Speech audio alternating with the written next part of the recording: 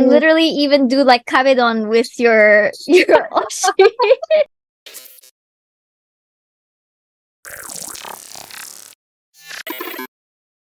Hi, hello everyone! Thank you so much for being here. I hope that you are safe and doing well. So I've been doing the J Fashion Mythbuster series for about 2 years now, and then started the J Fashion Community playlist, which is basically interviews with people in the J Fashion community, like the J Fashion Exchange videos, which was started with the goal of trying to help bridge the gap between the international J Fashion community as well as the one in Japan. And so my next 3 videos are going to be exactly that. These 3 people are artists who are part of the global community or are kind of adjacent to it. If you can't already tell, I really love interviewing people. I love learning about their experiences and getting to know them on a deeper level. And that's why I started using social media in the first place. It's to find other people who love Harajuku fashion too, because it's not really common where I live. Plus, I just really love learning. I am a lifelong learner. So thank you to the internet and everyone who helped create this. The lovely individual that I am interviewing today is Money. You might know her on TikTok and Instagram for being a 6% DOKIDOKI Shopgirl. I think she's actually the very first person from South America to work as a 6% DOKIDOKI shop staff. If you go on 6% social media, there are some posts that are written in Spanish, and that is thanks to her. Or you might know her for her content about being a Bangya. Bangya, an abbreviation for Bando Gyaru, the Japanese equivalent to v-kei fangirls, as stated on defectivecoma.livejournal.com. Mari is also a digital kawaii artist, so we'll be talking about all of this and also what it's like living in Japan, advice, goals, etc. So let's go ahead and jump right into the interview. Hi! It's so nice to finally get to talk to you. Thank you so much for doing this interview with me and you and us today. Yeah, thank you so much for inviting me. I'm very excited about this. Hi, everyone. It's been really cool to see how you've grown as an artist these past few years. Like we were talking about earlier, you know, we've been online friends for quite some time now. So it's so nice to finally get to do this with you. But first, let's get started with introduction. So please introduce yourself to our viewers watching this video. Hello, I'm Mari. I'm from Chile. I am a digital artist and I'm in love with Harajuku fashion. I have been into Harajuku fashion for a very long time. My favorite style is Decora. Even if I don't wear it every day, it's my favorite, especially the old school Decora. Was the first thing that, I think one of the first things that impacted me very much into my persona and influenced it and give me inspiration from my art, for my art. And yeah, I'm also like a visual kei fan girl. I'm a Bangya and I go like very frequently to lives in Japan. And yeah, that's me. I love pink. I never do divergent. and yeah, I'm from Chile. As I said before, from South America, and I also want to people from the world to also pay a little bit like attention to the South American Harajuku kawaii community. Thank you. Yay! Thank you so much. Oh my goodness. Yes, that is incredible. Like, so you are from Chile and then now you Yes. are living in Japan, and all these years you have been really into Harajuku fashion and v-kei, and right now in 2023 you are working as a 6% DOKIDOKI Shopgirl. But let's kind of go back to where it all first began. So kind of talking about your history. So how did you first find out about J fashion, and how old were you when you first started actually wearing it? Everything's related. When I first get exposed to anime and Japanese culture through like national TV, because at that time I think was very like I don't know. When I first started watching anime, it really also was a very impacting thing to me, because from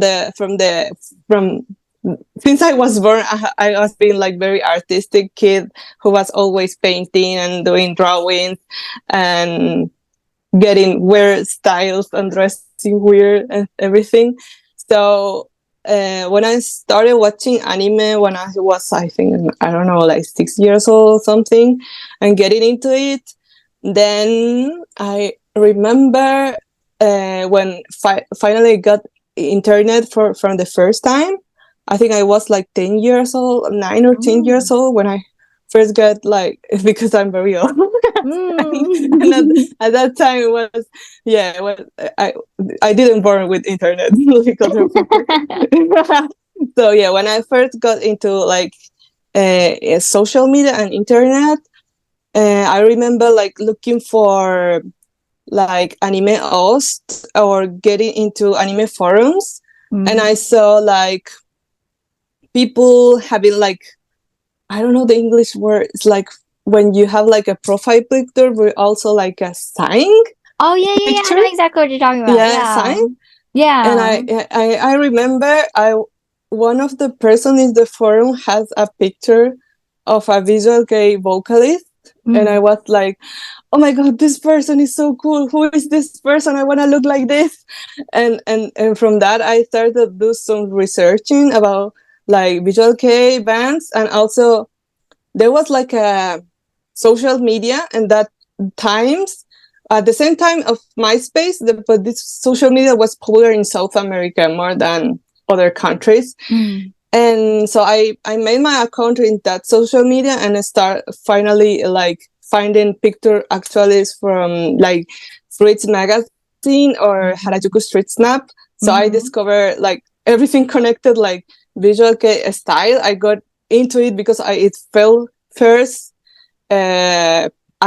My attention went to the style, to the visual aspect of it, and then I find, because like the people in Harajuku were actually wearing similar style, and a lot of Decora girls in that times were fans of visual kei fans. So everything connected. I was, oh my god, this is so cool, this is so cool.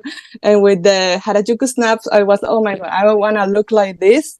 And I think I found about it when I was like 11 years old, but I first started like actually wearing it when I was like 12 years old. Wow. And I was, yes, oh my like god. fangirl, yeah, everything fangirl of visual kei, and the same time Decora.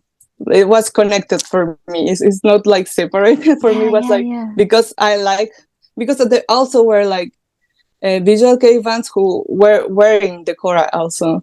So it was like, oh, I like this, yes. And I became Decora at that time. Yeah, I was very young, and I think I was like one of the first Decora girls in Chile. Like I remember going through this social media. The name was Fotolog. Like it was very similar to Instagram of South America. And I remember all the growing of the fashion, how it started. When I started like seeing people like from Mexico, from other countries, Brazil, like getting into the Decora, and we were like the first ones, and then getting more popular. And I also saw like the kind of death of the times of the fashion and the visual kei also. Yeah, I think I'm from the start. Yeah, you're one of the OGs for sure. Like I do remember seeing, even before I had ever like met you online, like as like a mutual kind of thing. I remember seeing your Decora Girl 2008 Chile picture, like those pictures.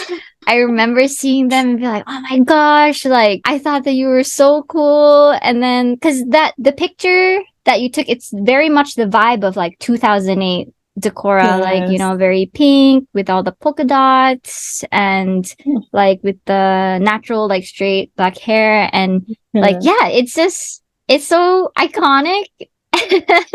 And like, you know, like and like you said, you started wearing it, you were around 12. You were much younger back then, and then you were still living in Chile. And so how and where did you find the clothes and accessories that you wore for your looks, you know, because you know, at that time you were only 12-ish, and you couldn't really buy clothes from Japan. Like where would you get the clothes that you would wear?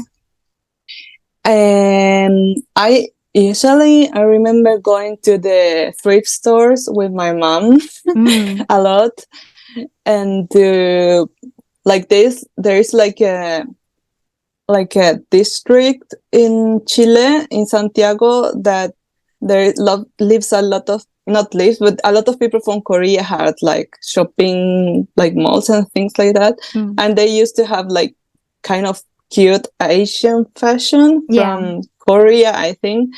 And I could find a little bit, but it was like that big. And there was like in Chile another like shopping mall in the center of Santiago that they also had like some emo or scene or alternative clothes inspired, but was very, very few, not much like Decora, but more like it worked for other like oshare or v-kei inspired looks. But for me personally, I started to making my own clothes. I remember I got like a sewing machine as gift from my, I don't know, 12 or 13 birthday. And I started doing most of my clothes by myself.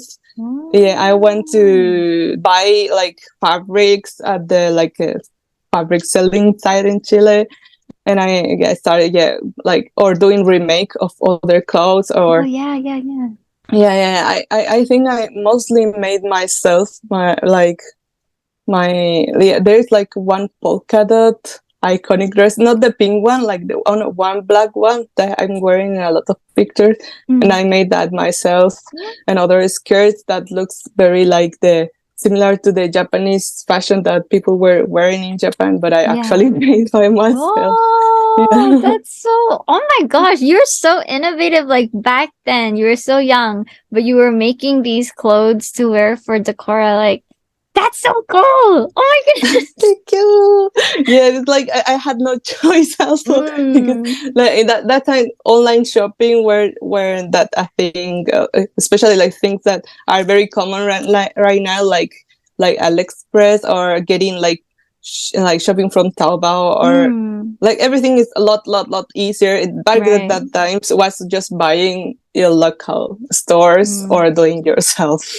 Yeah. Right. I think, and I don't know, is it better now or then? Because I feel like back then you got to be so creative with actually making and remaking and, you know, just sourcing what you had locally. I guess now it's good that it's a lot more accessible. Like more people it's easier for them to get these things. But I don't know, I feel like the creativity that we had back then was also really cool too. Yes. But yeah, I think there is still a lot of creativity, and of course there are a lot of artists and designers who do everything by themselves, but also for the people who wants to like join it, like the young generation of people getting new into it. I know some of them are kind of scared of wearing it or doing it wrong, so I think in that case it's okay to having more accessibility so they can like just try with the things. I know that they think with cheaper options and are kind of controversial thing, but I know especially I felt very, because from in United States or Europe, I think everything is a little bit more accessible. It's still now than in South America, and like the kids and young people gets it very difficult. Like it's very hard on the accessibility in terms of money also. So I think if the kids want to try something and there is like this way for them, I think it's okay. Eventually they will get, I don't know, doing more professionally or buying from artists. I always say, because I'm an artist, you're an artist too. If you have like the source, bought directly from artists. With these times, how society is right now, we can barely afford to survive. So I completely understand that. Yeah, like everybody's circumstances are different, so you can't judge others. Especially from the young, new kids, because they are super like young, and I know it's not okay to feel this fear of trying new things.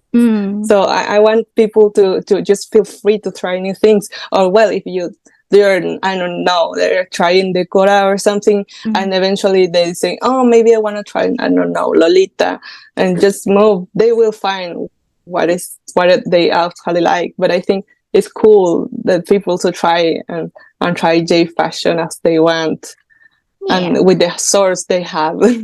Exactly, yeah. And I mean, if they end up realizing that they don't just like one style, they like multiple styles, then that's great too. Like, it's really nice how, there's just so many styles for people to try. So that's really great. So kind of going back to, well, not going back, but moving forward to where we are now in 2023. So I understand that you are on working holiday in Japan. So I went on your like Instagram, the link, and then in the about page, it says in there that you left Chile after a strong depression and thought that before leaving this world, you wanted to see your favorite bands one last time, and that seeing your favorite bands are what made you decide to keep living and are what bring you happiness in this life. And, I definitely relate to that too. It's really hard to keep going day by day when dealing with depression, and on top of that, struggles as an artist financially and emotionally. But I think it's really inspiring how you have persevered to make your dreams come true. Thank you. Yeah, let's go. Thank you so much. Thank you so much. Yeah, I know some people might think I'm kind of way too obsessed, but I have to tell this, that I'm a neurodivergent person. I did like my special interest is very important for me. Like it conducts my life. So it's not like I can like just pretend that I just like it a bit or it's important for me. For me, it's the extreme, and I can say I'm kind of obsessed with it, but it's what it's inspired me to keep myself being an artist too. So like when I was in Chile, like before coming to Japan, I think like half year or 1 year before coming to Japan, I was like at the worst point of my depression, and I was like daydreaming every day and live from the daydreaming.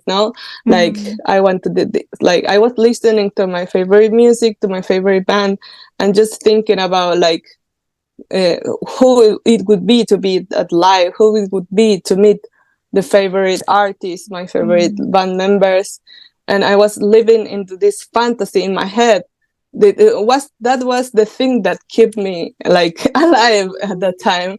And so for me, as an artist, I think it's so cool that another artist can, with their art, inspire you to keep being alive.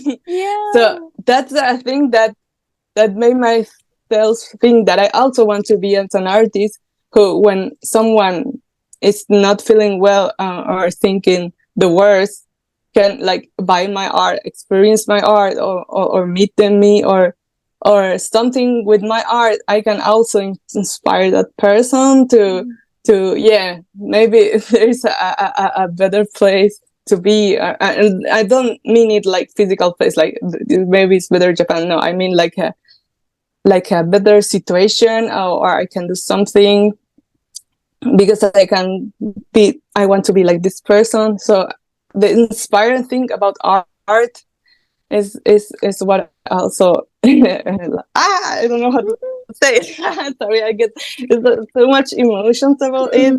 So like thank you thank you thank you to them, and to myself also for keeping like fighting with it.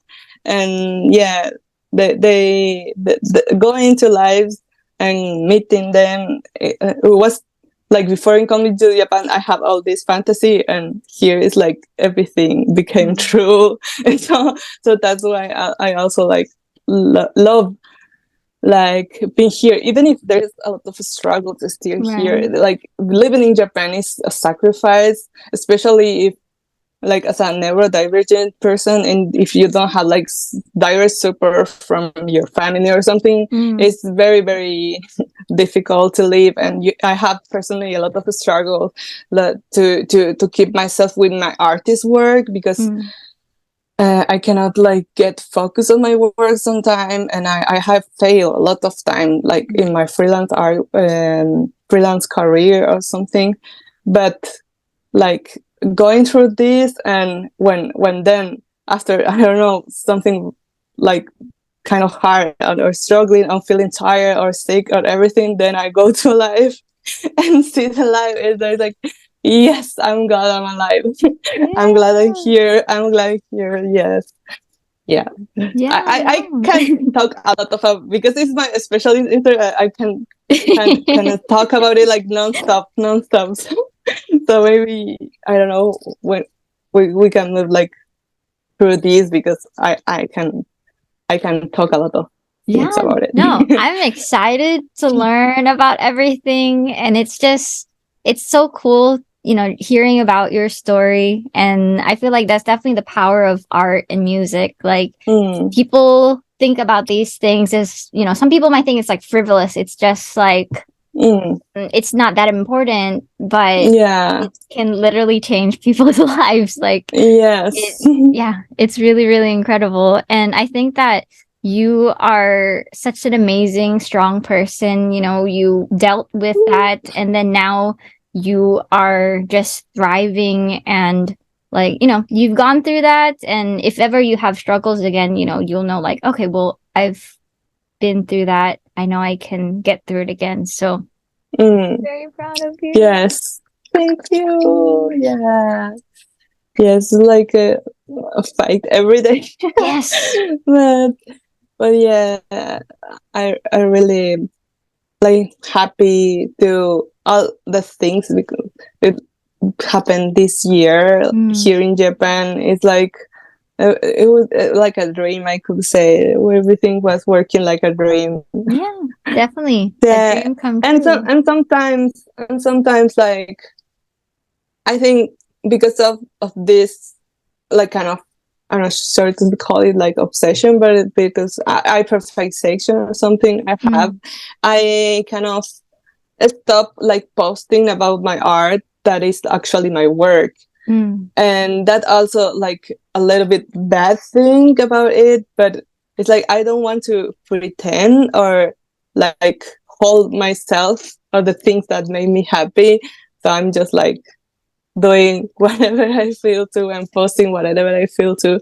But yeah, for the artist side, I know I lost a lot of people who was like consider me like as a professional person, and because I changed like my content, not too much in Instagram maybe, but in TikTok we went completely for animations and like fashion animations and my work to fangirl.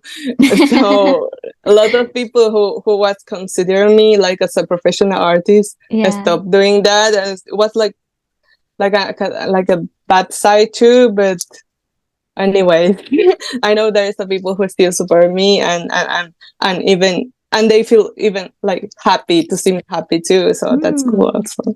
Yeah, no, we're always evolving as artists, as people. Like that's just how it is. I mean, I totally feel that too, because it's hard to balance like the work and then the things that you enjoy, and just making it's just balancing everything is just really hard. But I feel like as long as you are enjoying what you're doing, you're present, that's all that really matters. Hopping over to the more like technical side of moving and living in Japan, what was the process like on moving to Japan from Chile? Like Chile. Was it complicated? Like, how do you get a working holiday visa, and how long does the visa last? So like, yeah, let's talk a little bit about that part.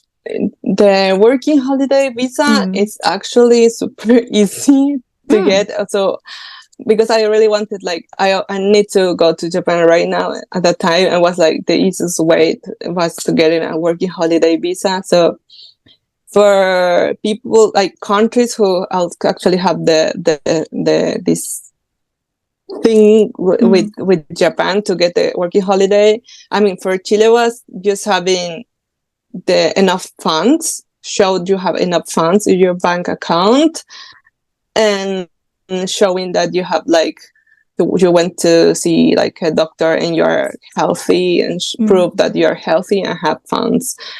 And just with that, you just have to fill a little bit of document, and you get it like in 2 weeks. You 2 weeks. It's like oh my super goodness. easy, like, because they have like per year 200 around 200, like, how do you say, positions? 200 for people to get it. So I know there's a lot of people in Chile who want to get it, but it's not like you have to fight it to get one. For me, it was just having showing that I had enough funds, so I saved the money and prove that I'm healthy. and I got it. Super like easy. Yes, it's the easiest visa, but the bad thing is that it just lasts for 1 year, or you get another visa, a different visa, or you have to go back to the country. For me, I'm going back, but to work for getting another visa. Because I for me, my career is like going upwards here in Japan. So if I'm going to Chile, but with the thinking that I'm getting back as soon as possible here to Japan. But I actually, I'm gonna cry. I don't leave, so even for 1 month I will be like, but I have like the thinking that I'm going to be back as soon as possible, so that's what keeps me not going down. There's something to look forward to. Yes. And in terms of moving, it was also easier for me because I had a friend who was living before me. Like, I met this friend in a v-kei live, and I think like in 2018 or 19, around like before pandemic.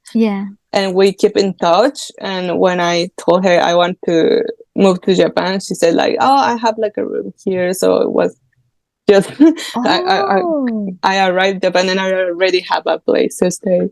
Yes. Oh dang! It's like everything worked out like it meant to. Yes, because of my like artwork I have been posting on social media and all my TikTok content and everything before moving to Japan. There were a lot of people from Japan, not just Japanese. I mean, people working or doing things in Japan that know me before. So when I came to Japan, I could like make connections, actually, or do collaborations with other artists and things like that. Dang. Yeah, definitely the power of the internet for that one. Like, yes, the connections that you can make with other people. I mean, connections and friendships that you make with other people, like, worldwide, and why we're able to talk to each other right now too. It's really cool. Exactly. This, sort of thing gets to happen. I'm really, really happy that things worked out, and fingers crossed that good things will keep coming your way. And now you are working as a 6% DOKIDOKI Shopgirl. Like, that sounds like a friggin' exciting experience. If it's okay to talk about, like, how did you get the job at 6%? And what has your experience working there been like? Everything this year, like, not just working at the shop, but everything was like what I dreamed when I was 13 or 12 is happening right now. So I used to follow 6% DOKIDOKI from that era too, from 2007. From that era too, because I used to follow like Japanese girls who were getting like wearing 6% Dokidoki. And I remember like going to the website, like the online shop, even if I couldn't buy anything and they didn't have like international shipping and everything. But I remember like seeing like every day or every week, like maybe I can afford this someday. And I was like watching and like saving the pictures of the clothing or the accessories and using it as inspiration also for my own things that I was making. So then like when I came to Japan this time, and I remember I wanted from long ago to work at 6%. I was like thinking about it, like, oh, if I go to Japan, I want to work at 6% Dokidoki, because like every shop girl it's like an iconic person. Like I think a lot of people who have worked, like Japanese or foreigners who have worked at 6%, is people who is like very iconic from the Harajuku community. So I think I was like, I think I'm also iconic. Yes, Maybe you I can work. And then I remember I went to the shop actually because I was like with a friend walking around Harajuku, and the manager was in the shop, and I talked with her and I asked, "Do you need a staff?" And she was, "Yes." And because they knew me from before, they follow me from before, so they actually knew me way before like coming to the shop. So that's how I get it. Like, just can I work? Yes. Just like that. Wow. Yeah, that's exactly how it is. You know, I feel like if you don't say what you want, then it would be harder to get what you want. Yeah. But because you asked, like, wow, Yes. that's so incredible. Oh my goodness. Yeah, and then they are like making like open for new people to always to work there.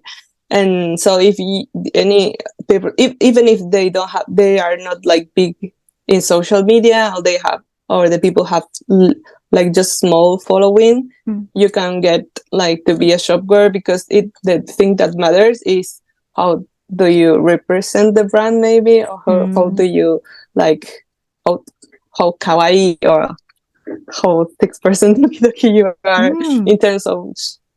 Yeah. Did you have to do an interview to get the job? I did like an interview, and I also sent my CV. Oh, yeah. Like, with how can I help you? Like, I can do all of this because I have worked also like as content creator for other shops in Chile before. So yeah, I had like experience, and yeah, I got the job. Wow. Like Has that. there been other South American people who worked at 6% before? No, I'm the first South American. I have been, I think, people from like United States, Europe, a lot from Europe, but I'm the first like Spanish speaking and South American shop. Wow, that's such a huge, like, that's amazing representation. I think that's really incredible. And I've been seeing like all the posts in Spanish, and I see people comment and they're like, oh my goodness, like 6% Dokidoki posting in Spanish. Like, that's so cool. Yes. Wow. That's cool because, as I said before, there is a really, really big like Harajuku fashion community that speaks Spanish from South America or Spain.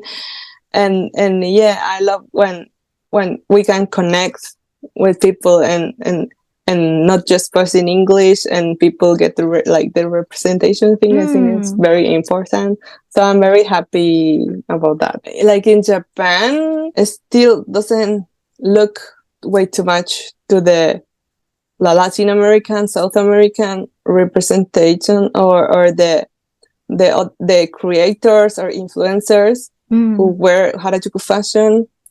And like, for example, I don't see, for example, in the street snaps or Harajuku or something, I usually don't see like people from South America, but it's not like there is no people going to Japan, but it's like it's kind of difficult for us to get into the community or things like that. So I'm happy that I can connect like the Japanese or the English or in the Spanish all together. I have been told from other like South American like fans or like the Visual Kei also fans, like you are like making something, and I feel like very happy about it. Thank you. Yeah, you are really making a huge impact. I mean, your story will inspire so many people, not just in South America, but worldwide. So I'm very happy to talk to you today. Thank you again. Working at 6% Dokidoki, like, so, you know, day to day, like, what is your experience? Do you work there every day, or is it just like a couple days a month? No, it's just a couple days a month. Sometimes twice a week or once a week. It depends, but it's not every day. And the thing that I mainly do is like talk with the clients. Also, like create content for the social media, like or modeling, like the new products and taking pictures. And yeah, I think it's actually a pretty fun job because you can also meet a lot of the customers are like a lot of tourists who want to visit, like, because 6% Dokidoki is like a touristic point, I could say. It's like an also iconic place in Harajuku, so a lot of tourists go there and doesn't know what is it about or what is kawaii, but also the other tourists that actually loves Harajuku and want to visit 6%. So it's very cool to talk with a lot of different people, and it's also cool when I can talk it in all different language with them. So yeah, it's a really cool job. I like it. I really like it. Yeah, you were in C-Dog VA's video. I remember. I mean, I haven't watched it. I want to watch it. Yeah. Like, okay, after we're done here, I want to see the video. But I know that you were in. Was it a video or like a Twitch stream? He was doing a Twitch stream with Doll, and they went into the shop and he changed clothes, and I was like, oh, maybe you can wear these or wear these. Yeah, but I was like I didn't know it from before, because when I remember I arrived the shop, today it's coming a YouTuber, and it's like sit down, and is it like a British like Connor? And I was, yes, I know it, and I was so cool, yeah. But yes, yeah, a lot of people like YouTubers go there, and also TV shows, yes, and celebrities, I could say, maybe like Japanese. I remember like one like a girl from Atarashi Gakko. They are like super famous. Oh, no way! Like yes, and one of the girls went there and she was asking for the manager. I was like, I think I know this girl. And then I realized, oh my god, no, it was from Atarashi Gakko. Yes, a lot of things like that happen there. Also like from the Visual Kei bands that I like, some of them have been there also, and I was like, oh my god, hi, can I help you? Oh my gosh. Outside of work, what are some differences between, living in Japan versus living in Chile? So, we've talked about like, I guess with work, the pros with working at 6% Dokidoki. But you did also mention, some struggles with living in Japan. So yeah, let's talk a little bit about like the pros and cons living in Japan versus the pros and cons living in Chile. So, there's no perfect place. Yeah. But yeah, just kind of the pros and cons. Exactly. I think I'm not sure where should I start, like the cons or the pros or whatever. I mean, in Japan, it has a lot of pros, of course. It has a lot of cons, and it depends on every person. Every person will find it different, and it depends in your goals as a person. Because for me, if you don't have any goal related to something you can do just in Japan, I won't recommend the person to live here.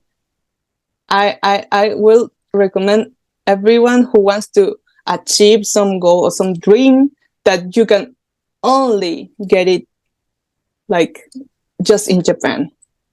But if you just like anime, you can go to Japan as just go like so traveling or visiting. If you just like Japan that, or is you just like for some things, I recommend to just go to Japan as visiting. But if you have to achieve something that you can just make it work in Japan, I will of course like say to everyone like fight for it and come to Japan, even if you have to struggle it a bit. But I think it's the how can I say, like the rhythm of the life.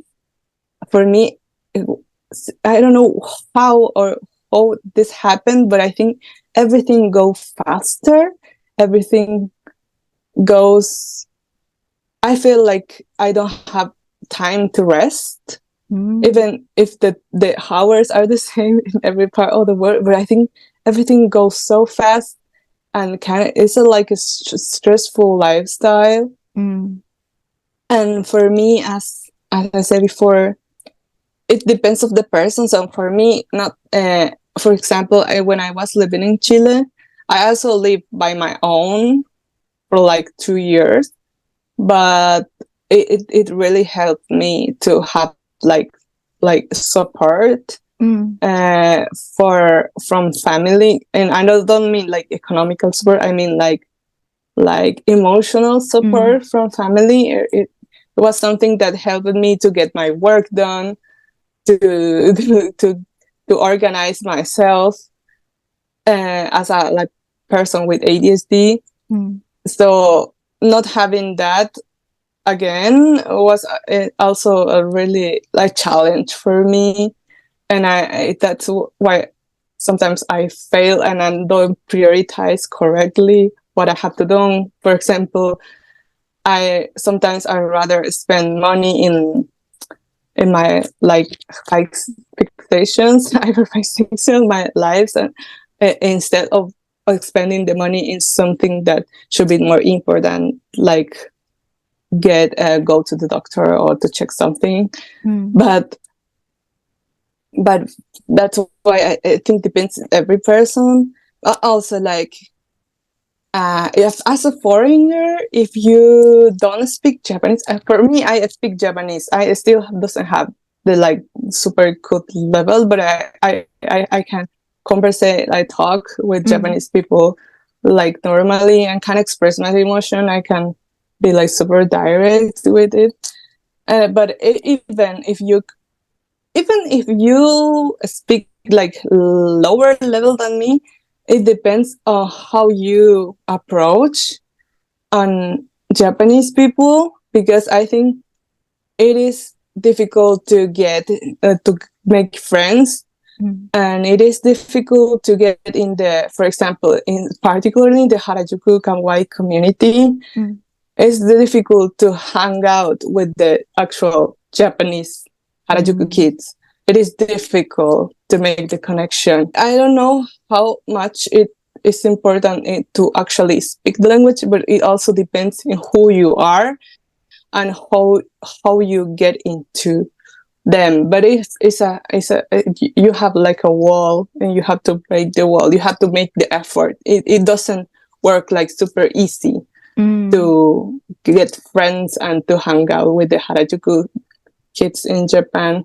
But as I said, if you have like I don't know, like people know you from social media from before, they can say, oh, this is the girl that does some artwork, blah blah blah, and I have been following you, so that make you a little bit easier to get into that.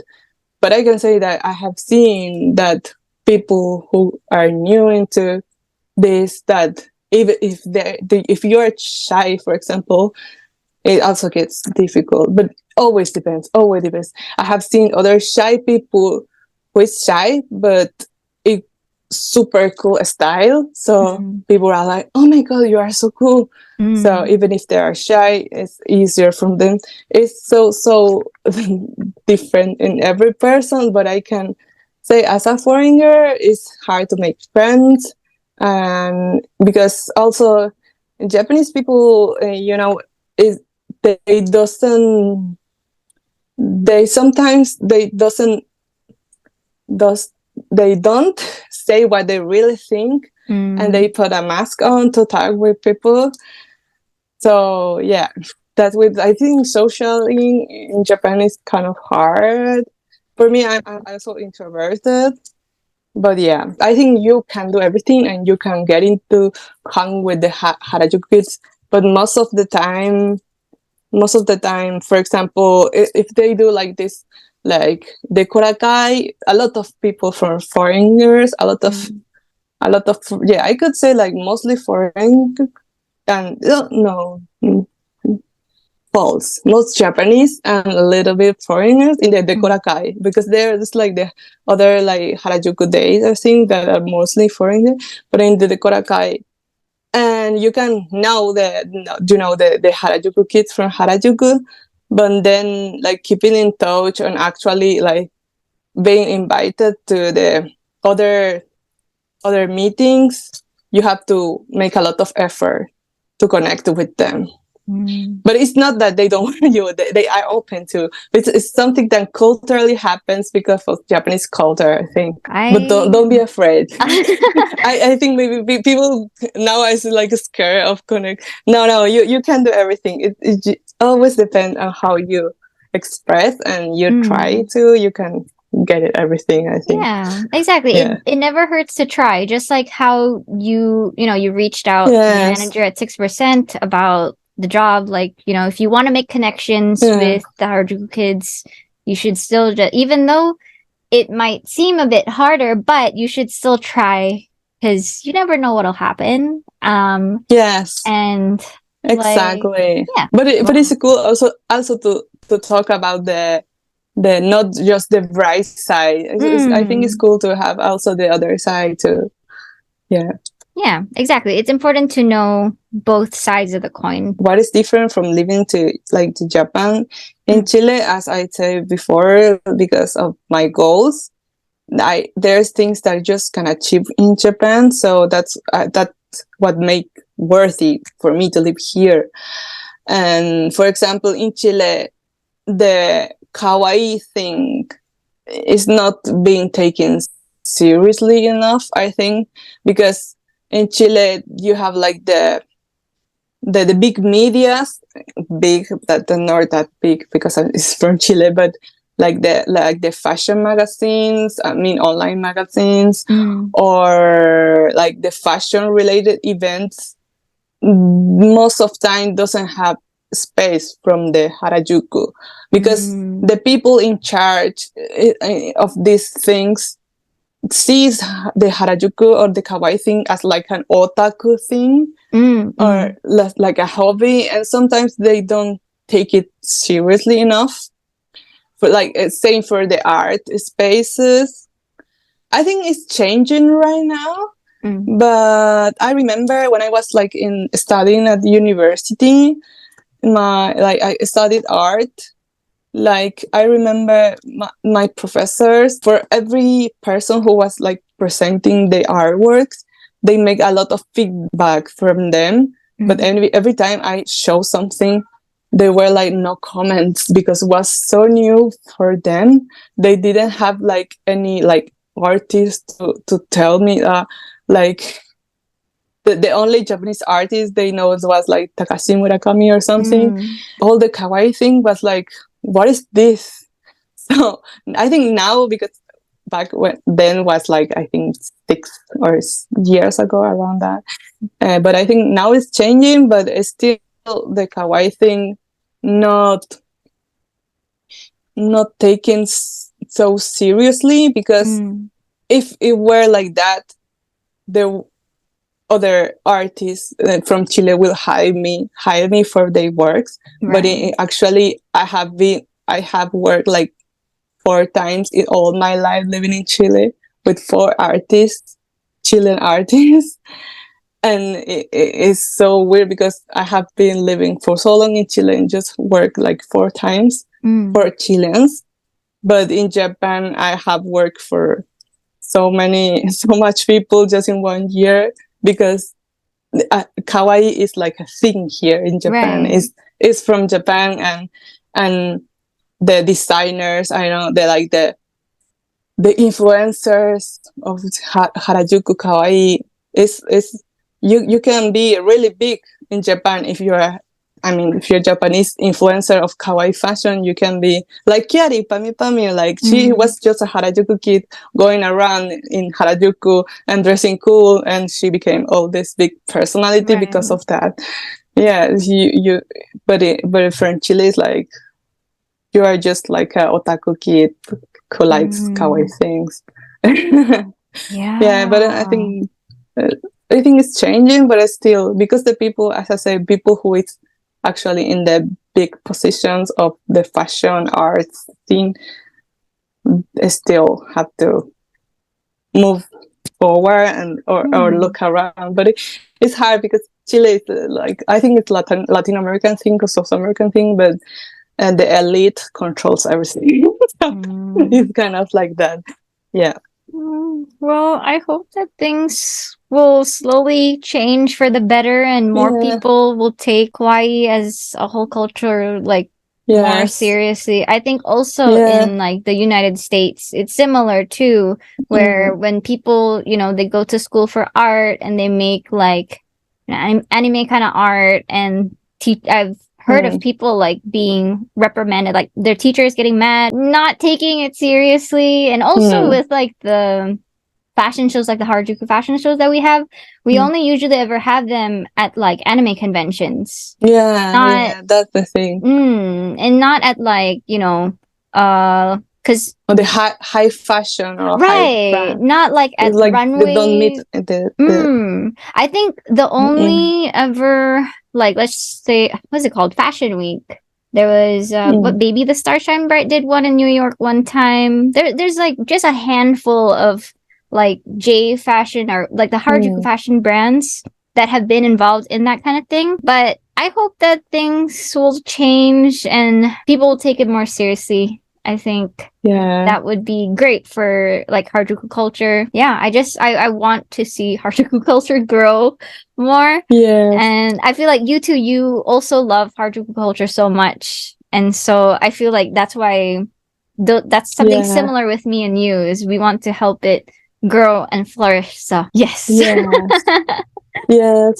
And here in Japan, it's like when they have fashion weeks or something like very like high brands or something. I have been invited to that shows in Chile. People won't consider me for a fashion show of something not related to anime. But here in Japan, like Harajuku kids are considered to be in the fashion scene, kind of. Nice. Yeah. Nice. So yeah, that's like the pros of living in Japan. And another one of the pros is that you get to see your favorite bands live in person, and literally even do like kabedon with your oshi. This is what for me is my addiction. It's my addiction of Japan. Like I know that one of your favorites is Rorusha. Wait, hold on. We You can do you mind letting me the name of your favorite band? Rorushaha.ink in Japanese. You can say like short version Rorushaha. But everyone, it's like you can pronounce it as you want. This is the current band I'm attending most time. I mean, I go to see them. I could say like 4 times a month, like every week. I could say like every week mostly. But I love Bilalke. I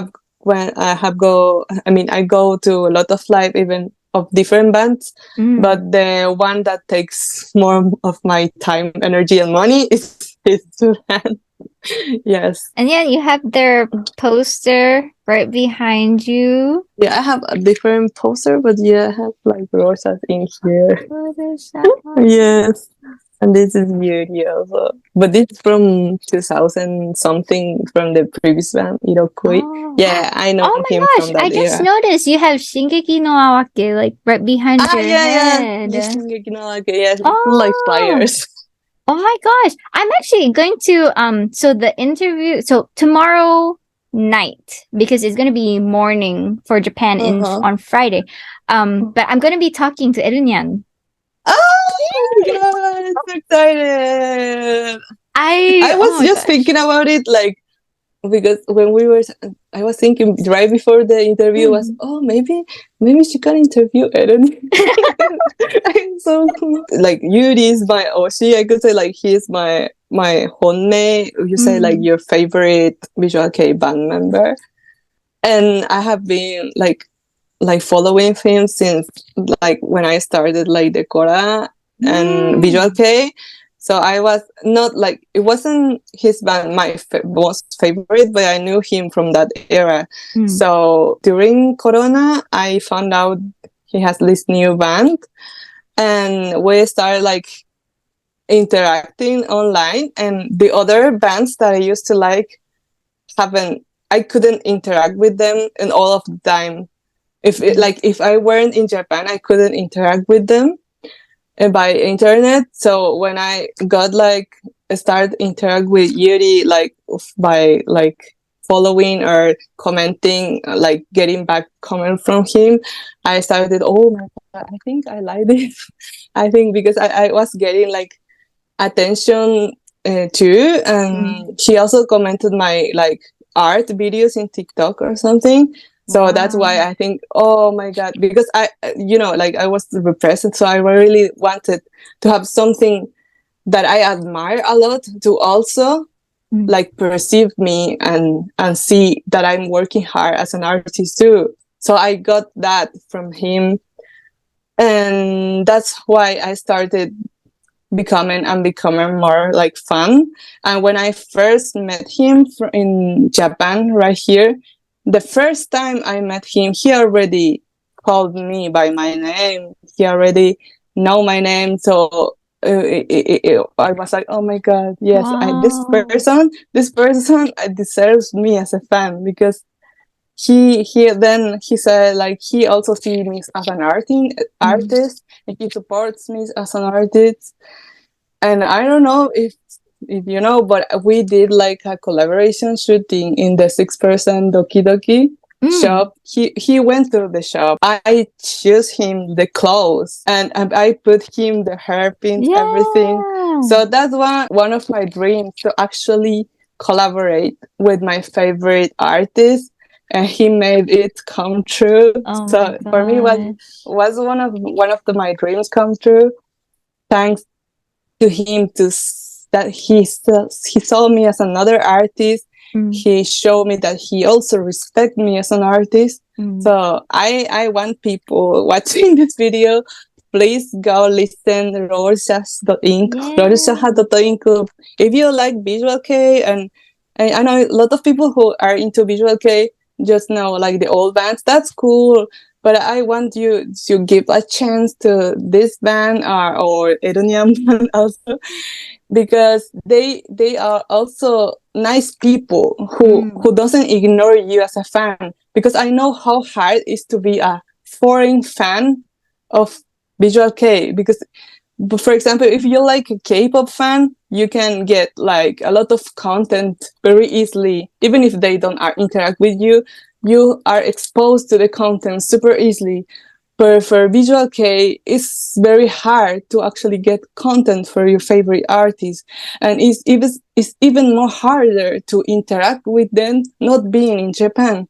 But this person, Yuri, and these bands are making like even like a little bit easier, and showing that they appreciate you as a fan, even if you are not here in Japan. So I encourage all the people who want to listen new band, even if you are not into visual kei, to listen to their bands, and because they deserve new fans.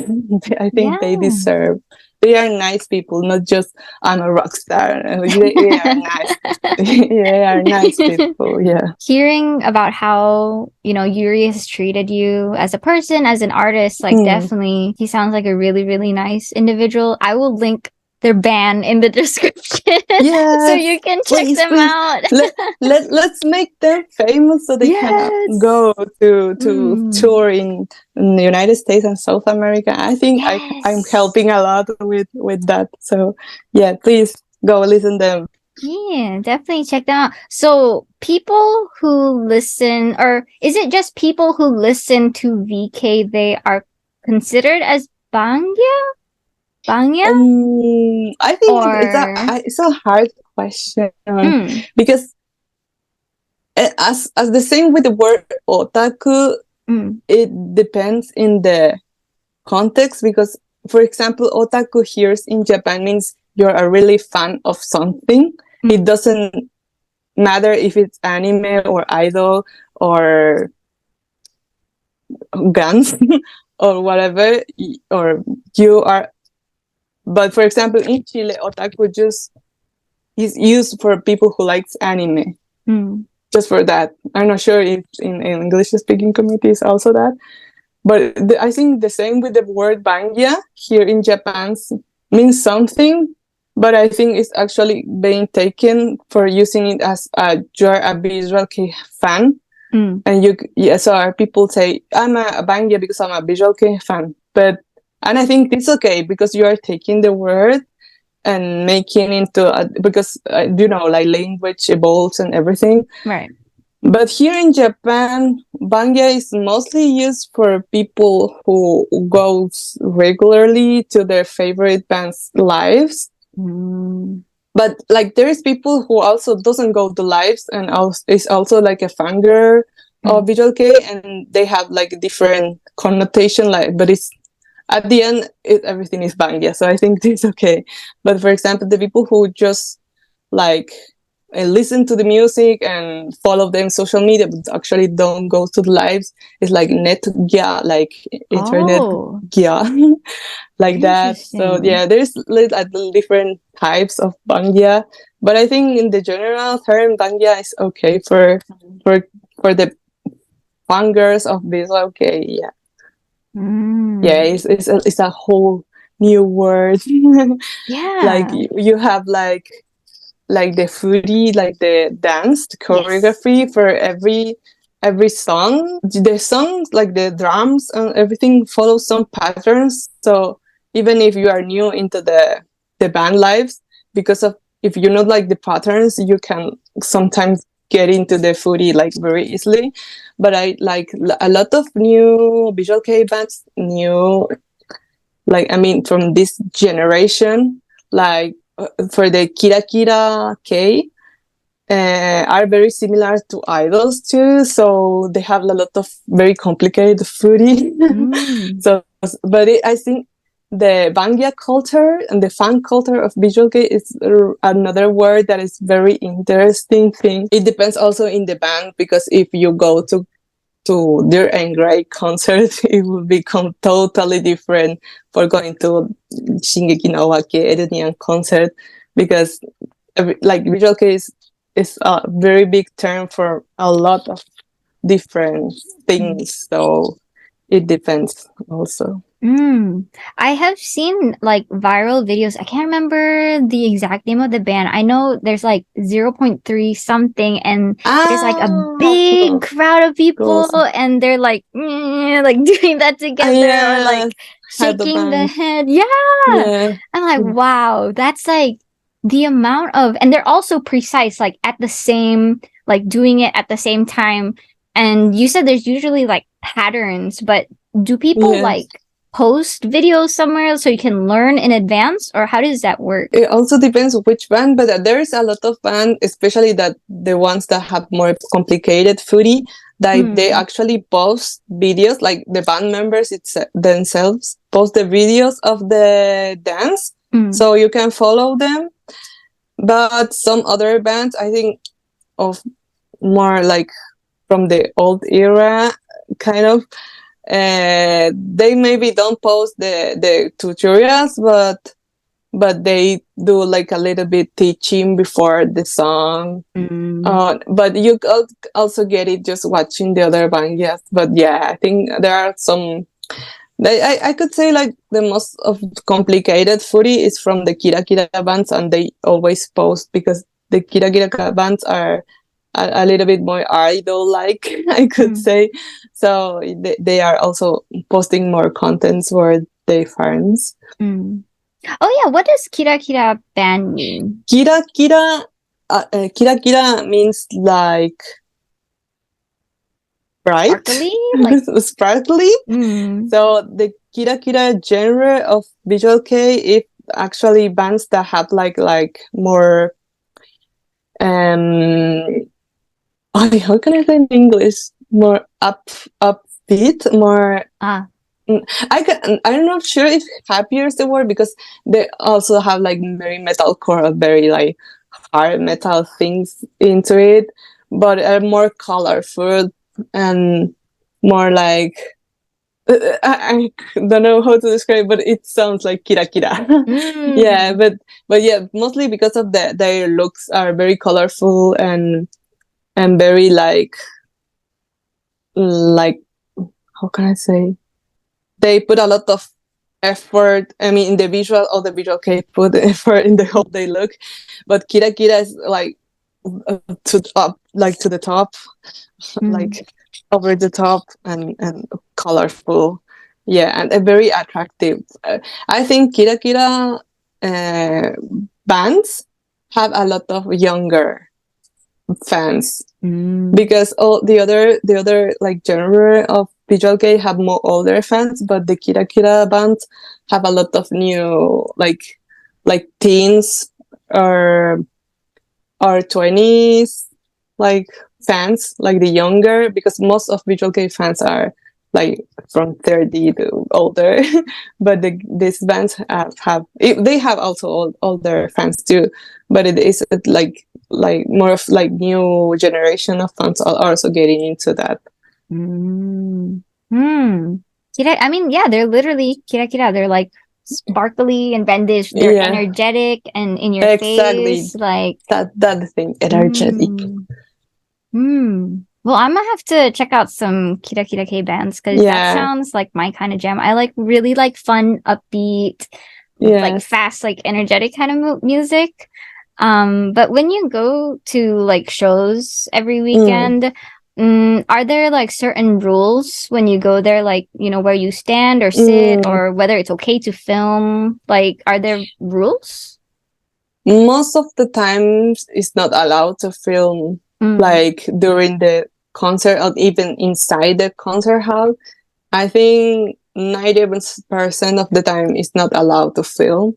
There are some bands that allow to film during one song or during their complete show, but there are just a few. And I think this is because of they make pay content from their lives. So it's like posting videos from their lives. It's like you're unofficially posting content from the band, I could say.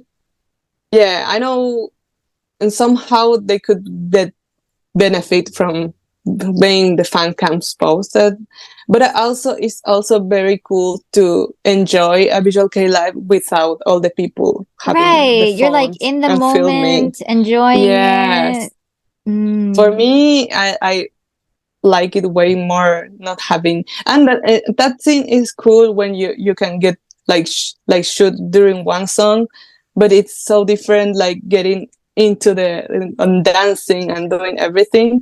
It makes so fun to actually not film and enjoy the moment. And yeah, and about the rules, besides the filming thing, I think there's a completely rule system. I think everything in Japan have like a rule system that is not written rules, but you have to know it in your mind. For example, you enter with a number, of your ticket, they call you by your number. You have to respect the order of they call you. But if inside you get like a you are in the back because of your number, but you see like an open space, like more like closer to the stage, and nobody's taking it, you can also ask if it's okay you to go there, and if people around you say yes, it's okay, you can just go.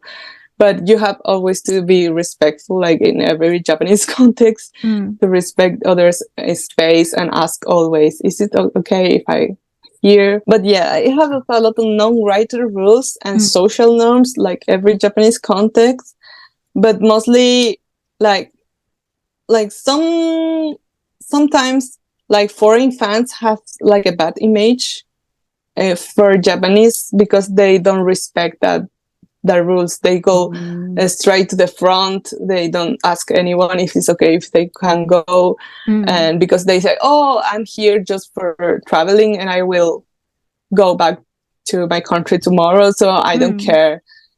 And yeah, maybe you don't care, but it can also impact other foreigners because the Japanese will think bad about it. But I also, for example, if you have a good number and your friend has a bad number and you can get to the front and you save the place for your friend, that's also considered bad manners because you are taking the space and without asking anyone who has a better number. Yeah. But sometimes it always depends if you just ask the other person if it's okay. So sometimes they will say yes, but they will think bad about it. Yeah. But yeah, always you have to be respectful about it. And for example, there is like some lives, some Thai bands. The name is Thai band when there is a lot of bands playing.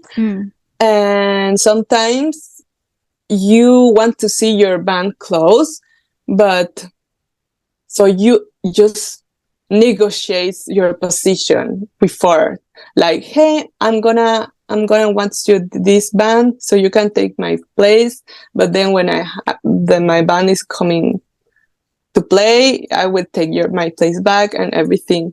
So for example, I always get a second or third row because people know that I'm a fan of this band, and we talk it like, oh, I'm gonna get this band here, or I want to see this band, everything. So everything, if you can, yeah, I know for people who doesn't speak nothing about Japanese, maybe it would be difficult to get into it. But if you want to experience it and you're living like you're going to stay for Japan for longer, you can get into it, and you have just talk and be respectful with the other fans. Yeah, for sure. You definitely have to, especially if you're in their country, you got to respect other people's culture. Yes. I don't know how this kind of like giving out tickets for people to stand, how that would work in United States of America. Like just in general, there have been sometimes, like, for example, someone's really short and they're in the back and they can't really see, and they're standing in front of someone really tall, and they'll try to ask like, hey, can I, stand in front of you? But the tall person will be like, no. They'll be kind of mean about it. So yeah. Well, if like somebody's short and their ticket is in the back, like, how does that work? Yeah, I think that I have seen that happen because I'm tall. Because I'm tall, and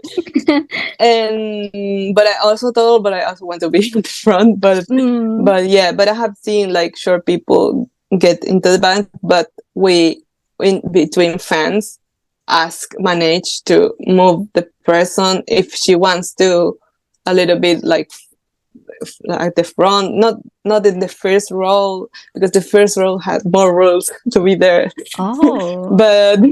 But yeah, we can like move, or we try to make it like accessible from there. But yeah, I know like in like Western or other, like when I went to lives in Chile, is like a fight fight for your place. like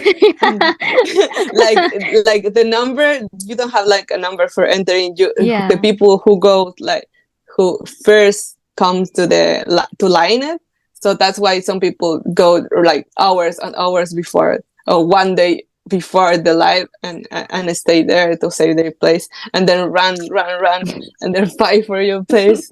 Yeah, here it's like a little bit different, but there are some big bands, I think, that has this, like the Western system, that you the first one who come first enter first. And so, but Japanese doesn't know that much, because is new in Japan, and the foreigners are, okay, this is I know this system. Okay, I know this system, and the Japanese, what? Because the Japanese just come in time and see all the foreigners that have already entered, because they know that system. Yeah, but yes, Visual Kei lives are a thing. So people, if you wanna go to Visual Kei and I'm in Japan, just call me. I will take you. I will take you one live. Yeah. Oh my gosh, wow. Well, I definitely want to experience that one day, for sure. I think it would be cool. And also meeting the fan members is another cool thing. Oh. That happened with the not so famous bands, because I think the most famous band, like Diren Grey or The Gazette, I think they won't have the time, or because the lives are so big that the hundreds and hundreds of people, you can just meet like 100 persons after your life. But the other bands, you can meet because you can take pictures with them or take videos with them. Not every band, but that's also a cool thing, to meet and talk directly with them.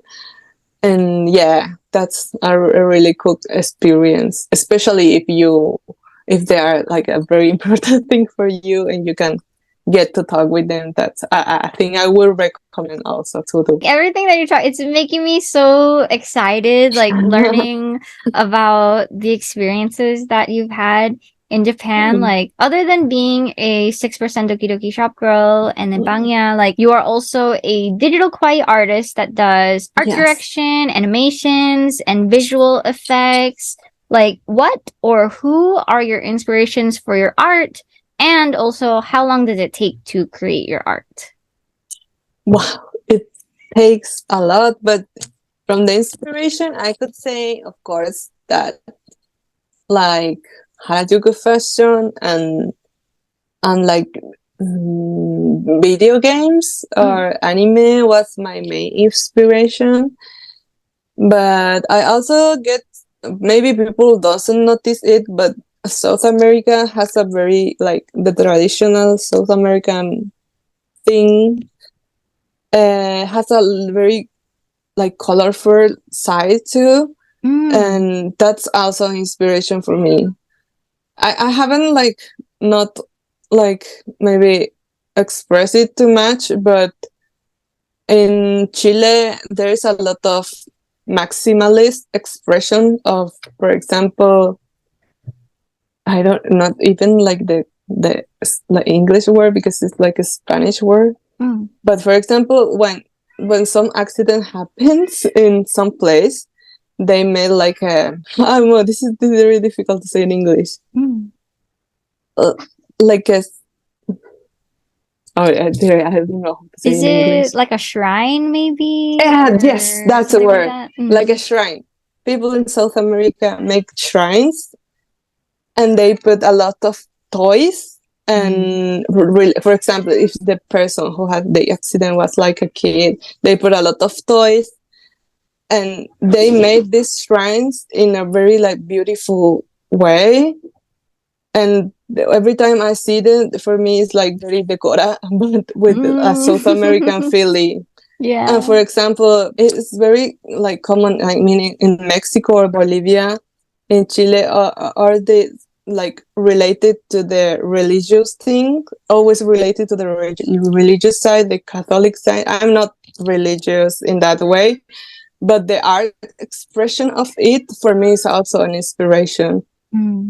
But I mix it with the old cybr kawaii from Japan. That was my main my main inspiration, because the cyber kawaii, I mean the magical girls, and the mecha like Evangelion, and yeah, I mix everything that I like in my art. I wanted in my art, my digital art, to create the scenarios, and or my 3D avatar to create like a world that I wanted to be, but at the same time, it shows like these topics, things of the future, or the cyberpunk type, that is not always the good thing, because it's like post internet, all the things.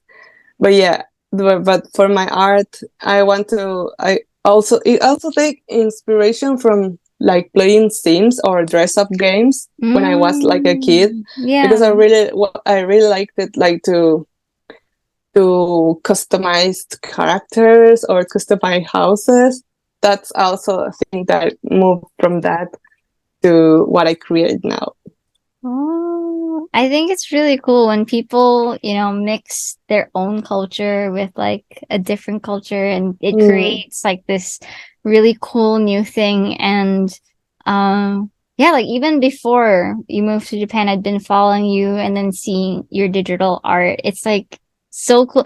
I remember there was a video that I watched where I'm not sure if, well, no, there was a couple of videos that you made. Some that have you, and then some that are for like other artists, where it would be like a green screen, and like people would be dancing, but then it'd have your art, and I'd be like, wow, that's so cool! Like how you merge like real life with your digital art. Yeah. It's definitely very inspiring to me. I really like how you create Thank it like that.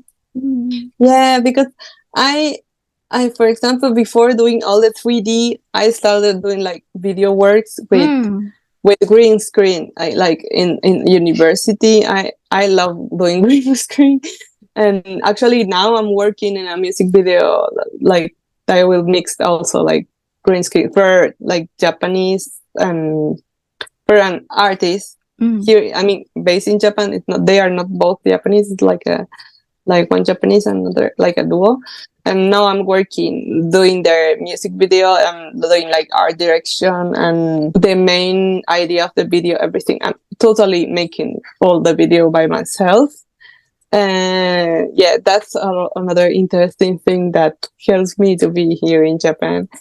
And also for my art, I forgot what I was to say. Yeah, but I love this like digital post-internet work, and it's also very like feminine, and I think the feminine side of like appropriate why it's considered to be like hyper feminine, but make it by my own, make this is my whole, I express this, my imaginary, this is my fantasy in my digital like world. And it's like when I work, it's like everything can be possible in this world, because when I'm creating, I can make everything. But at the same time, I also want to reflect, like, not just like a super kawaii pink word in the positive way, but I also want to show like the thing of digitalization, or the technology thing of the cyber thing, because this technology has also like this dystopian side. I'm not sure if I'm talking good in English, but this side that like Evangelion, I really like the thing, like the cyber thing that has also not like a dark meaning, but it has also something to think about it, because the cyber thing is also related to like the ecology or what's happening with wars or everything. Going to the future is also going to not just the cool side, it's also going to the other dark side. So I want to show, like, even if it's very look aesthetically kawaii and the cyber thing, to also people think about it with the cyber thing, because all this thing is what is happening like already, or they like, I don't know. Yeah, I can talk about the art. No, I enjoy art like that too, where you know it may look cute on the outside, but there Yeah. are like deeper meanings on the inside. You mentioned Evangelion, like I think there was a video that's on my to watch list where they kind of talk about like the religious imagery that you see in the anime. And gosh, I just like not just anime, but just any kind of art that has like a deeper meaning to it. Yes. It's nice to like for me, I personally like thinking about that sort of thing and just pondering. It's nice to just sort of think about the meanings behind things, like even with fashion too. There's kind of like some discourse going online on Twitter right now where they're kind of talking about whether like do people wear like cute fashion, like is there a deeper meaning for them to wear cute fashion, or are they just wearing it just because they like it? So you know there's these two kinds of this is a very interesting thing, because like for me when I was in university, it's like I have to explain everything when you are, I mean, for my university I have to explain all the deeper meaning of everything, and also the professor and the people like giving you feedback about your art will talk what they see and you don't see. And sometimes I'm not sure if I want you to see that, but okay, because for like other people that doesn't know about Harajuku kawaii, it's like they perceive me that I'm dressing as a kid. They perceive me.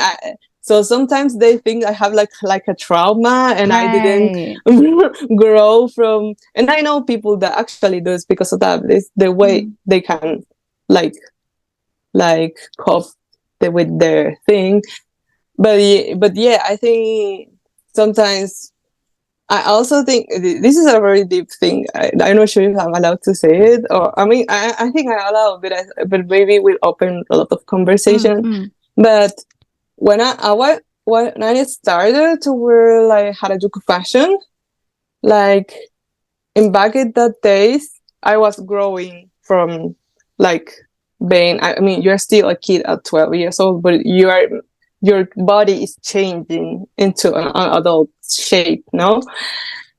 And in South America, the like what is the word, sexual assault, when men look at you and you don't want to. And in Chile it was very common these grown men to look at people growing like.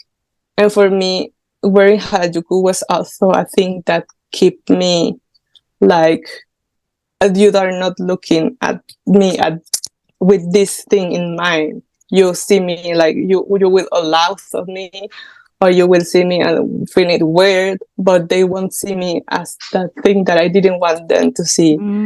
So I think for me it also, because for example in Japan, when people like lolitas also started wearing lolita fashion, it was a symbol of revolution, no? Like I'm here, I'm present, I'm using space, like, because you know in Japan the norm is to everyone has to look the same. You don't have to be present, you have to be one of the sea of people.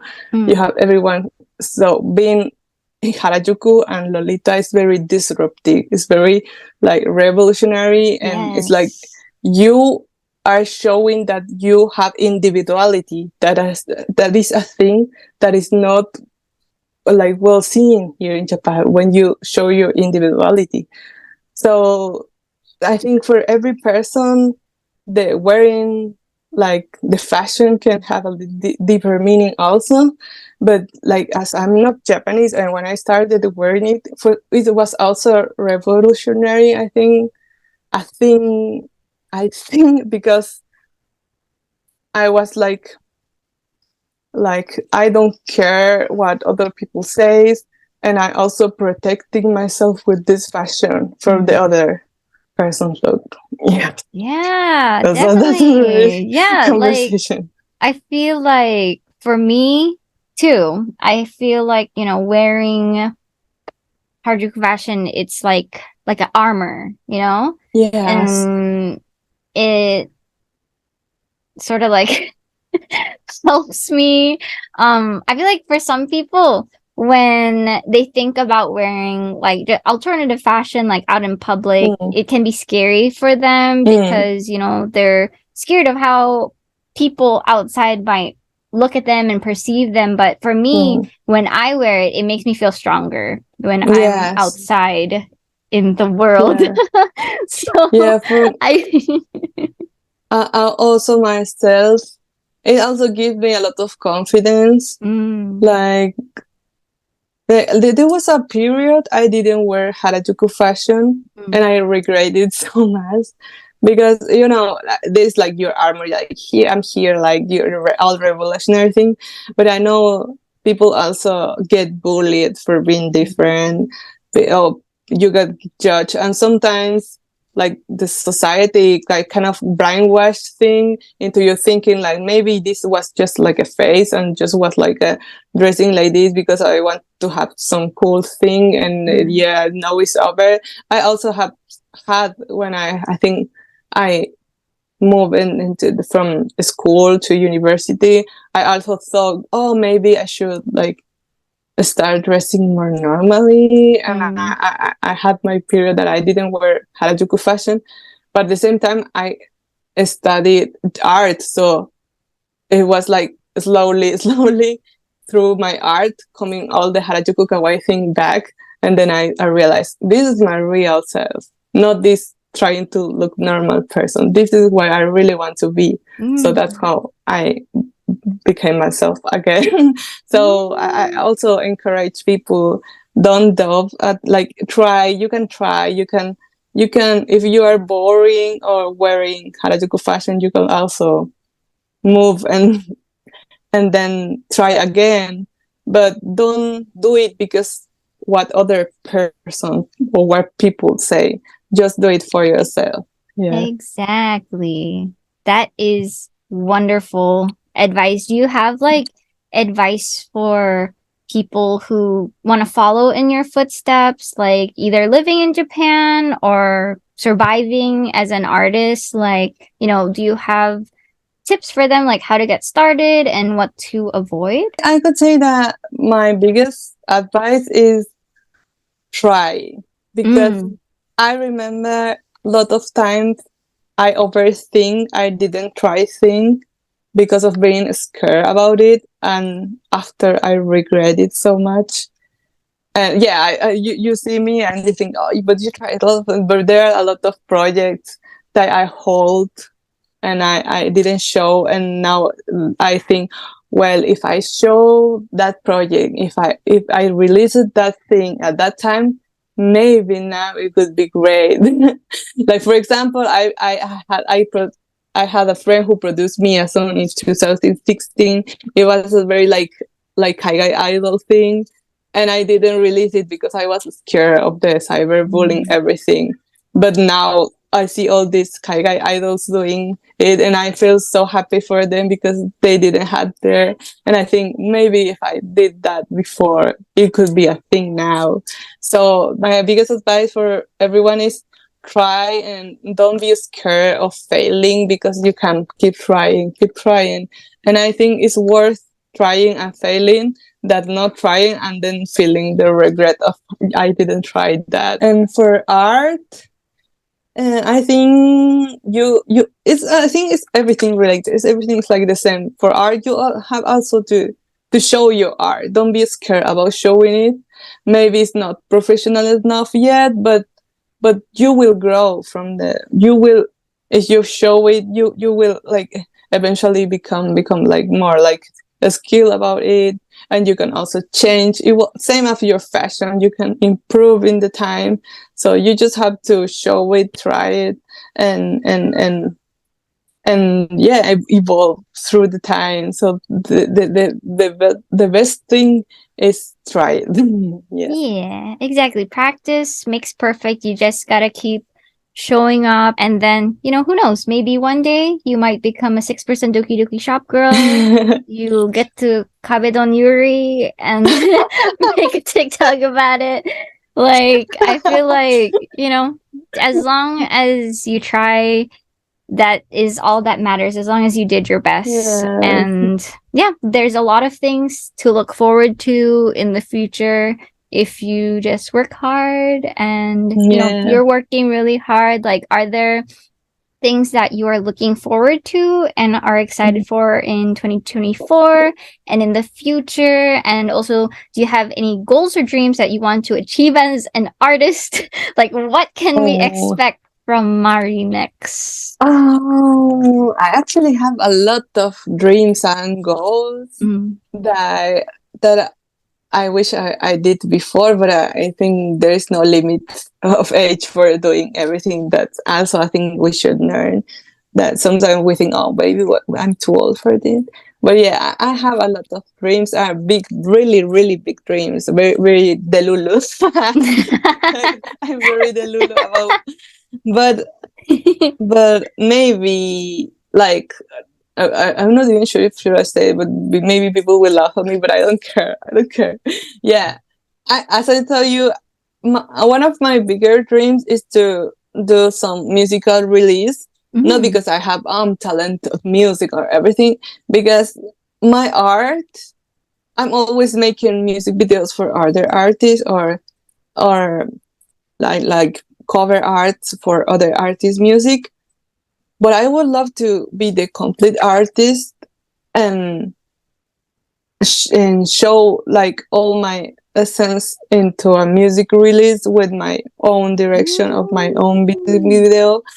And yeah, I for that, as I don't have skills for doing music, I probably have to like hire a music producer, everything. But that's one of my biggest dreams, is do a musical release and show all my things, all that, my fashion, my art, my 3D effects, my everything in just one piece that it would be like from me. I still don't have a song, I still don't have producer, but this is one of my biggest dreams also, because maybe that could also help me to collaborate with other music artists and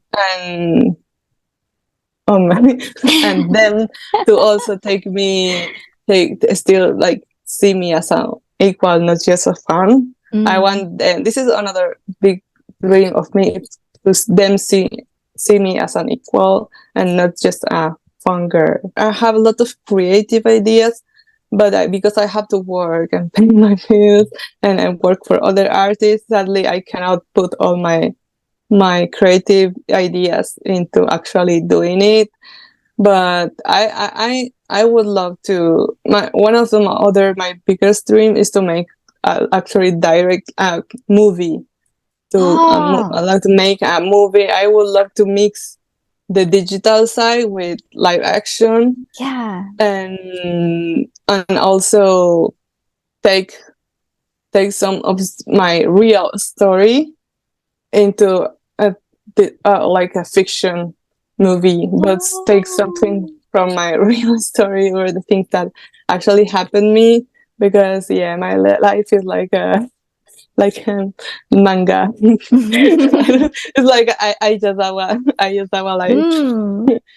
So yeah, my biggest dream is to make like a movie, but I don't know how we'll reach it. But I think I will make some days for 2024.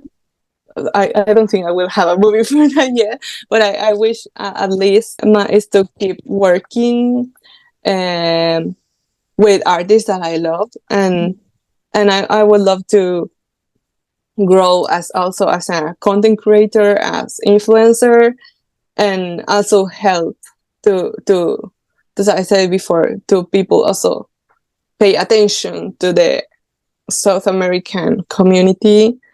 And yeah, I would love to, because for example, I'm helping like Yuri's band to get famous in South America. I would love them to make them even more famous and like eventually they can do a tour or something.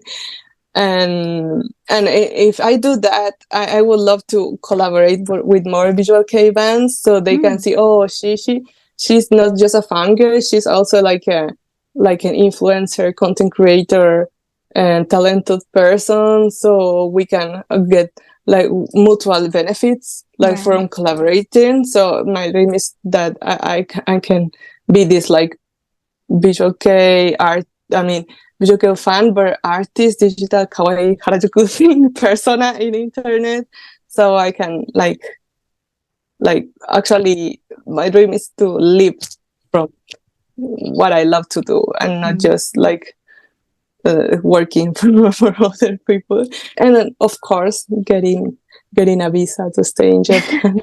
So, Fingers crossed. so yeah, let's all manifest. Oh yes, manifest. Manifesting, and yeah, to eventually some I don't know, company will see my work and want to sponsor me. Please sponsor me. Sponsor me. And I can like finally work as a freelancer in Japan. Yeah, but yeah, and yeah, after having all the very dark depression in my life, now I'm trying to stay positive as possible. So yeah. Yes. I'm proud of you. Seriously, like I know that we have never met in person before, but after, hearing your story today, my admiration for you is just so much more now. And Thank you. yeah, just hearing everything that I got to learn from you today, I'm just very inspired by you. And the dreams that you talked about, like making a movie and making like your own music, I can literally see that in my head already. Like I can Thank you. visualize that happening. So I know that, like, not that, I mean, I don't know the future, but I know that you can definitely make your dreams come true. So very proud of you. Thank you so much. Thank you so much for giving me the opportunity, like the chance to be in your YouTube channel and talk about all of these things. Yeah, I feel so like seen too. As I told you like before, it's very hard to get into like the English speaking side of the internet in general, not just the Harajuku fashion. So thank you so much for giving me this chance. I'm very, very happy. Yeah, no, thank you too. I really appreciate it. Well, if anybody wants to, check out more of your work, they want to support you and keep up with like your future projects, where can they follow you online? Yeah, you can follow me in my Instagram. I'm mostly using Instagram and TikTok. I'm most active on Instagram and TikTok. It's Marite EA. In my Instagram, I usually post stories like every day. And of course, in TikTok, I do lives like very often, like TikTok lives, but mostly in Spanish. But if any of the English speaking like people want to interact with me, I always open to reply. And since I have more followers who speak Spanish, often they do these TikTok lives in Spanish. But if there are more people like asking in English, I will ask, of course, in English, even in Japanese, if there are also Japanese people who comes to my life. But yeah, I'm mostly posting in Instagram and TikTok. TikTok, I'm very active, especially posting my videos with my favorite band. And yeah, but and also if anyone wants to commission my artwork, I am also open to that. I do like cover arts for music videos. You can commit, like I can do like, if you have like a full music video and you want just a little bit animation, I can do everything. So you can also support me, like paying for my work, and I will give everyone like really cool 3D art animations or any kind. I can do a lot of things. So yeah. I will link everything in the description for everybody to check out. But thank you so much again for taking the time to share your experiences with us today. But yeah, I hope you have a great day. Thank you so much again. Yeah, thank you too. Hope you have a great day too. Thank you. Thank you. Follow me. Yes. Follow me. Here. Thank you so much again to Mari. I will have all of her links linked down below. But I'd love to know your thoughts on everything that we talked about today. Like what you think about what it's like to be a Bangya in Japan, or whether you would consider moving to Japan. I would definitely have to think real hard about it, as you should before moving to a brand new country. But thank you so much for watching this video all the way through. If there's anyone that you would like for me to interview in the future, please let me know down in the comments. And if you enjoyed it, it'll help me out a lot if you give it a like and subscribe to my channel. I post whenever I have new videos or whenever I'm heading to a new event wherever on my socials linked down below. But yeah, I'll see y'all in the next video. Hope you have a great week. Please take care and bye-bye!